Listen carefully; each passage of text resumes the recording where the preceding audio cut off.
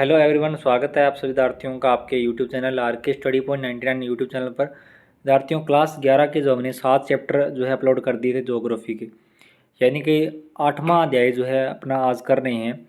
इसके नोट्स हम आपको प्रोवाइड करवा देंगे आज, तो इसकी नोट्स PDF आप डाउनलोड कर लेना। उससे पहले हम थोड़ा इसको पढ़ लेते हैं विस्तार से थोड़ा। बहुत ही जो है अच्छी तरीके से नोट्स बनाए गए हैं, ये very very most important notes है। तो इसके अंदर हमारा फर्स्ट पॉइंट है वायुमंडल। पृथ्वी के जो चारों ओर वायु के आवरण को वायुमंडल कहा जाता है। सिंपल सा प्रश्न पूछ ले जाए वायुमंडल किसे कहते हैं, तो आप ये लिख सकते हो कि पृथ्वी के चारों ओर वायु के आवरण को वायुमंडल कहा जाता है। वायु का यह आवरण पृथ्वी के गुरुत्वाकर्षण के कारण जो है पृथ्वी के चारों ओर कंबल की तरह चिपका हुआ है। विद्यार्थियों, अगर आपने बाकी के नोट्स डाउनलोड नहीं किए हैं तो आप हमारे टेलीग्राम चैनल व व्हाट्सएप ग्रुप से जुड़ सकते हैं। वहाँ से हम आपको जो है सारे के जितने भी नोट्स है, यानी कि भूगोल के फर्स्ट बुक के 7 चैप्टर के नोट्स है, वो हम आपको भेज देंगे। इसके लिए आपको अपना नाम लिखकर और अपनी कक्षा लिखकर भेज देना है, ठीक है। और किस ज़िले से आप हो वो भी आपको भेज देना है। इस नंबर पे अपना नाम लिख के और कक्षा लिख के भेज देना है। हम आपको कक्षा 11 के व्हाट्सएप ग्रुप में ऐड कर देंगे और आपको ये नोट्स जो है हम भेज देंगे, ठीक है। हाँ जी, आगे देखिए, पूरा जो है वीडियो देखना, पूरी क्लास जो है अटेंड करना। इसी वायुमंडल के कारण जो है पृथ्वी पर जीवन संभव है, क्योंकि सभी जीवों के जीवित रहने के लिए जो है वायु अति आवश्यक है। विभिन्न गैसों के मिश्रण को वायु कहा जाता है। उसके बाद दूसरा टॉपिक अपना है वायुमंडल का संगठन, ठीक है। हमारा वायुमंडल कुछ गैसों, जलवाष्प और धूलकणों से जो है मिलकर बना है। इसके अंदर हमारा फर्स्ट है गैसें, ठीक है। वायुमंडल की गैसों में जो है अधिकांश भाग 78.8% नाइट्रोजन, ऑक्सीजन 20.95%। इसके कारण अलावा जो है मुख्य गैसें कार्बन डाइऑक्साइड तथा ओजोन है। इन सभी गैसों का जो है अपना महत्व है, ठीक है। आगे देखिए, जलवाष्प, दूसरा पॉइंट है जलवाष्प। जलवाष्प के बारे में हम पढ़ रहे हैं। वायुमंडल में जलवाष्प की मात्रा किसी स्थान की जलवायु पर जो है निर्भर करती है। जलवाष्प सूर्य ताप का कुछ भाग सोख लेती है और पृथ्वी से उत्सर्जित ताप को भी ग्रहण कर लेती है, और इस तरह से जो है पृथ्वी को अधिक गर्म तथा अधिक ठंडा होने से बचाती है। उसके बाद देखिए, नेक्स्ट है धूलकण, ठीक है। धूलकण के बारे में हम पढ़ रहे हैं।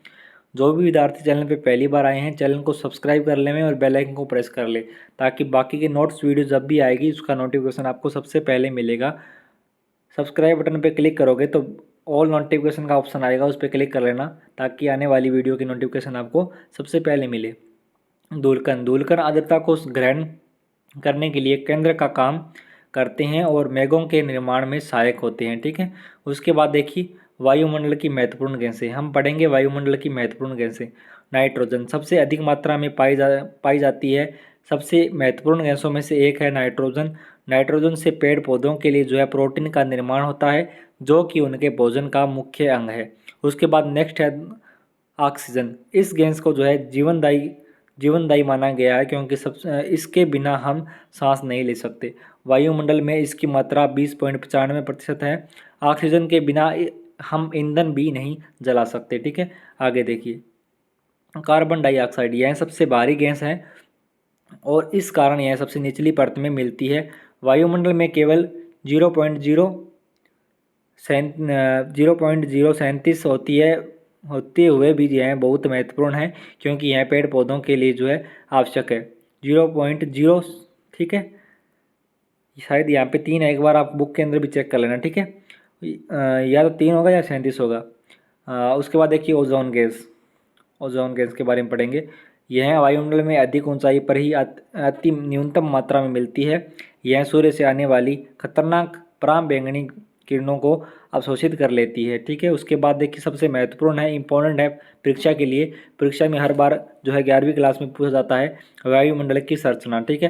तापमान तथा दाब के आधार पर जो है इसको 5 परतों में बांटा गया है। किसको? वायुमंडल को, ठीक है।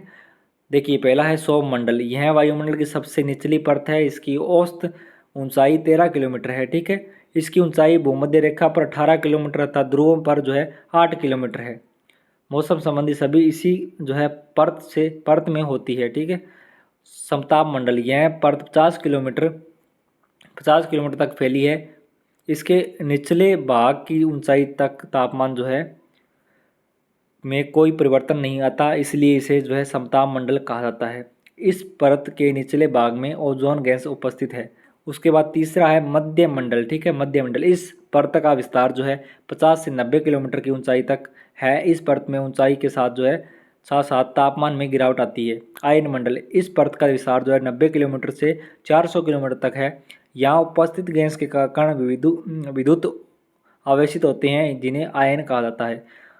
आयन मंडल पृथ्वी से प्रेषित रेडियो तरंगों को प्रभावित करते हैं, पृथ्वी पर वापस भेज देता है, ठीक है। उसके बाद है कि वायुमंडल।